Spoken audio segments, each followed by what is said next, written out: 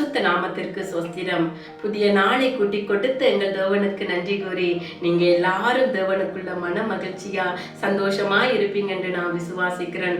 ஆண்டவராகிய கர்த்தர் இன்றைக்கு ஒரு வேத வார்த்தையினூடாக உங்களிடம் பேச சொல்லுகிறார். எசாயா 41 10 நீ பயப்படாதே, நான் உன்னுடனே இருக்கிறேன். திகையாதே, நான் உன் தேவன். நான் உன்னை பலப்படுத்தி உனக்கு சகாயம் பண்ணுவேன். என் அன்பான சகோதர சகோதரிகளே, எதை குறித்து பயப்பட்டு கொண்டிருக்கிறீங்க? எதை குறித்து திகைச்சு கொண்டிருக்கிறீங்க? ஆனா ஆண்டவர் இன்றைக்கு உங்களோட பேசியிருக்கிறார். பயப்படாதே, நான் உன்னுடனே இருக்கிறேன். திகையாதே, நான் உன் தேவன்.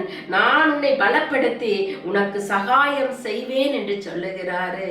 எதை குறிச்சும் பயப்படாதீங்க. சூழ்நிலைகள் பொல்லாததாக இருக்கும் போது தேவ சமூகத்தில் எல்லாவற்றையும் கொடுத்துட்டு தேவனிடத்துல நீங்க மன மகிழ்ச்சியா இருக்கும் போது உங்கள் சூழ்நிலைகளை எல்லாவற்றையும் தேவன் மாற்றி போட வல்லவராய் இருக்கிறார்.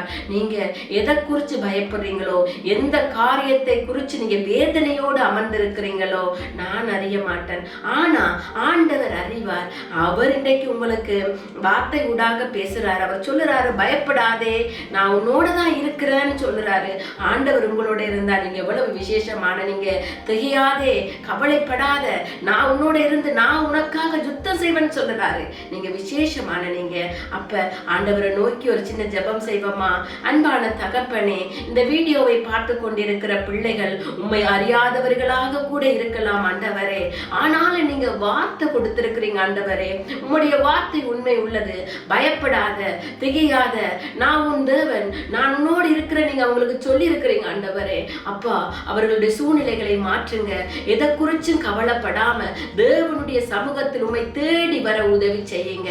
ஆசீர்வதிங்க, பாதுகாத்து கொள்ளுங்க. இயேசுவின் நாமத்தில் ஜெபங்கட்டு நிக்கிறோம் பிதாவே, ஆமென். நீங்க எல்லாரும் மிகவும் விசேஷமான நீங்க. ஆண்டவர் உங்களை ஆசீர்வதிப்பார். மனம் திரும்புங்க, ஆண்டவருடைய வழியில் கடந்து வாங்க.